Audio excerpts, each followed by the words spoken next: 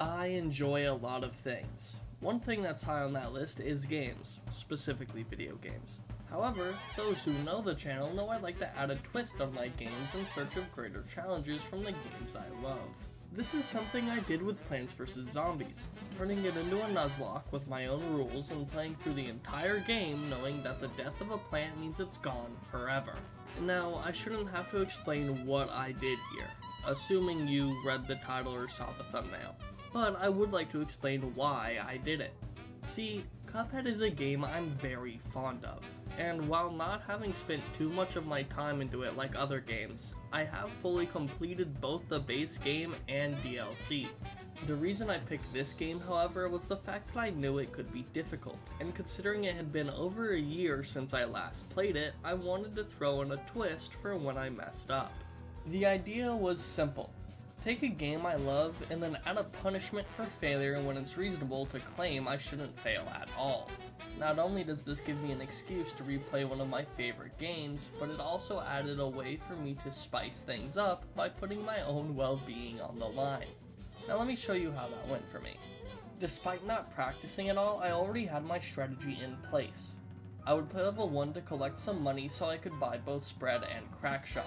But here's my strategy, right? My strategy is to go to the DLC world, because if it works like I think it does, I don't have to fight any of these bosses. But I can go to Pork Rind and get like the best weapon in the game. I believed Crackshot was one of, if not the best weapon in the game, as it was really good when I remember playing, but that was back when the DLC had just come out.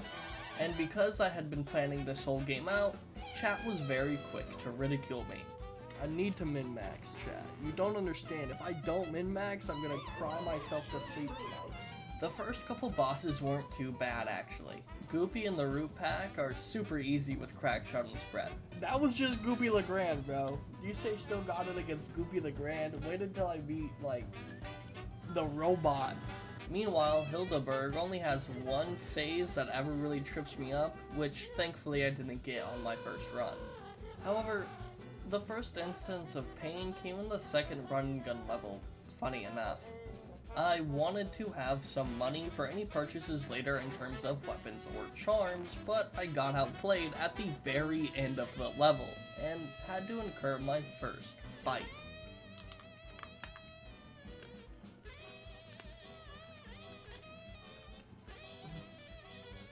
Oh, no, the corner is fine. Oh god, oh shit. Oh.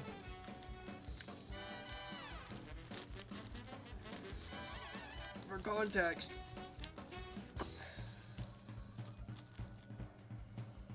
context, I am very white, and so I cannot handle spice very well. Oh my god, I'm crying.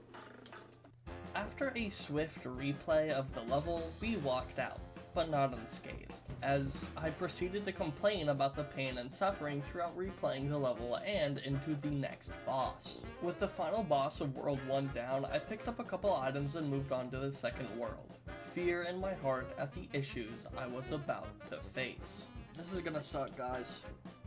The genie's gonna whoop me. I just know the genie's gonna whoop me. Right off the bat, I got rinsed. Oh no! Oh no! You know, I will say, after every island, I was gonna give myself like a cup of milk or something, so I do technically get a cup of milk now. Here it comes. The second coming. Well, listen, even Sean Evans uses milk sometimes, and he does hot ones. However, I revealed that upon beating a world, I got one cup of milk that I could get whenever. Mostly in hopes to stock up on milk, but that didn't quite go how I would have wanted. Meanwhile, every win was like an achievement now that I knew just how bad things were gonna get with these peppers. Oh, let's go! Oh, let's go! Oh man, all the tears. All the tears are there. I was able to get through the genie and clown just fine, and also decided to play a run and gun level for some reason I now forget. But when I made my way to Wally Warbles, he was able to beat me down early due to the freaky chatters on YouTube who I could swear were sent by Satan himself. Ultimately, Wally bested me on my first attempt, but I managed to win the salty run back and orphan a child in the process. That allowed me to get to Super 2, which was vital in my plan to just stop dying, as it gives me temporary invincibility. However, then I was met by who might have been the biggest challenge of the run. Grim Matchstick beat the ever-living hell out of me. I always remembered this fight being one of the hardest for me, especially now that I realized Crackshot was pretty much useless on the final phase, and did more harm than good. Despite that, his attack patterns would come back to me during the fight, but at this point my loss of skill, after not playing for so long, had finally caught up to me. And there wasn't much left of that one, but yeah. Every time I die, it's a spicy pepper. These are 2,500 to 8,000 Scoville units. Yeah, no ghost peppers. No ghost peppers. I have some level of self-care, because I am not Sean Evans from Hot Ones. Ghost peppers would kill me. After multiple loadout changes, I had eventually found a combination that could lead me to victory against the dragon. However, it came at the cost of 3 deaths.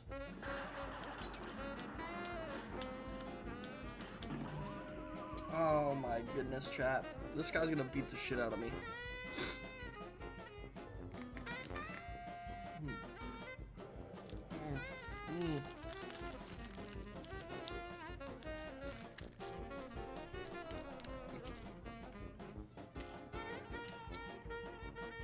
That forced me into getting my first cup of milk just to handle the amount of pepper I was eating, which put a frown on my face as I walked into the big city. The first boss I chose to fight was Rumor Honeybottoms, but unfortunately for me, she put up a better fight than I had anticipated and was able to get 1 kill on me before I could beat her. Oh my goodness. Oh my goodness. That one almost made me throw up. Oh my god. That one was not good, chat. Oh my god. Oh my head hurts too.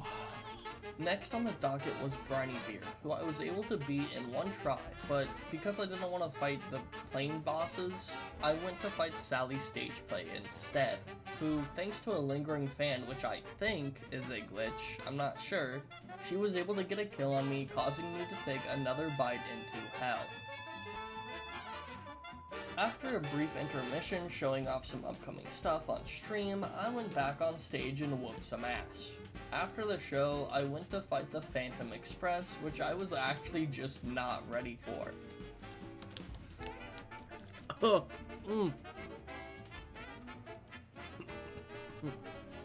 The Crazy Train bested me once as I forgot all the moving pieces involved in the fight, but after a shift in my game plan, I was able to take home the win in a close match. Since I still had some bosses left in Aisle 3, I went back and beat Werner Vermin, Dr. Call, and Cala Maria, all in 1 attempt. This finally brought me into hell, where I stared down the greatest sin of all, casinos. This could suck really bad, chat. King Dice was difficult for me as I didn't remember the boss order at all. The only boss I knew I truly wanted to avoid was Fearlap, the skeletal horse. Thankfully, I was lucky enough to avoid him and walk out of the King Dice fight as a whole with nothing but a scratch. Next up, I came face to face with the big man downstairs, the devil. However, he got the best of me in our first match, which led to me getting some more milk.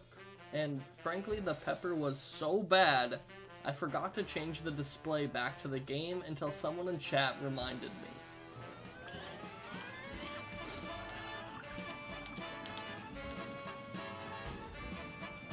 Oh, you're right. after chat caught my mistake, it meant I could show them the can of whoop ass I opened on the devil. While this was cause for celebration, don't get me wrong, we weren't actually out of the woods just yet, as I still had one more aisle to face. Aisle 4 consists of what I would argue is most of the hardest bosses in the game, based just on complexity of the boss. To counteract this though, I allowed myself to become Miss Chalice in this world. I think she's just straight up a better character compared to Cuphead and Mugman, and her moveset just works better for these bosses. It's as if she was made for the DLC. Despite Chalice being a new character with new mechanics and controls, I was able to beat Glumstone on my first try, which felt really good. However, I was quickly humbled by Mortimer Freeze, as this guy's just a general pain in the ass. These are like seeded jalapenos, so it's like the worst it possibly could be. Third bite. I might die. Then a pattern seemed to start up. The Howling Aces I could beat on my first try despite the screen flipping, thanks mostly to Chalice. But the boss after that, Esther Winchester, brought me down right at the end. It seemed to be a cycle of beating a boss first try and then losing once on the next one. Esther was actually more of a problem than I was expecting, as she somehow cheated her way to a second victory. However, Chad agreed with me that she had cheated, so I used it as cause for Pepper exemption. Now if this makes you upset, I just want you to think back on how Sally's stage play had cheated with a glitch that caused me to die. I definitely could have beaten that boss if that had not happened. So, I just decided to bring that back and said, okay, we'll just apply it here instead. Finally, I had beaten Esther, and the pattern continued as I beat the Moonshine Mob on my first try, before coming face to face with the final boss of the whole challenge, Chef Saltbaker. There was a lot on the line here. If the cycle continued, I would be forced to bite into a Serrano pepper, which, for context, has a high end of 20,000 Scovilles compared to the jalapenos' 8,000 high end. You also gotta keep in mind that the jalapenos almost caused me to throw up twice, so when looking at the Serranos next to me, I did not want to have to bite into one, which could also just cause me to play like complete shit, thanks to the pain it would put me in. Knowing everything that was on the line, I challenged Saltbaker to a duel of the fates. Saltbaker's first phase beat me down to 1 HP, but I somehow managed to push forward into phase 2. This phase gave me easier parries than phase 1, allowing me to build my super meter, which, when maxed out, I could spend all of it for one extra hit, kind of like a shield. Thanks to the parries and shields, I made it out of phase 2 and into phase 3, which is short but can be deadly if you don't keep track of Saltbaker and the saw on the floor. Okay? However, I managed to pull through and push onwards to his final phase. This phase consists of constant falling platforms as Saltbaker bounces between two walls, and while you can parry him when he's pink, if you touch him without parrying, touch the walls, or fall to the bottom of the screen, you will take damage. With 1 HP in a dream, in this enclosed space, tension high and nerves getting to me, I beat Chef Saltbaker on my first try. Give me that second hit. Let's go, chat! Let's go! First try on the final boss. Despite the can of whoop-ass he had opened in phase 1, I held on until the end, and was ultimately the one who drove the dagger through his glass heart. Standing tall above the rubble of his bakery, my journey was complete. Despite the pain I went through, at the end of the day, I could lie in bed and rest easy.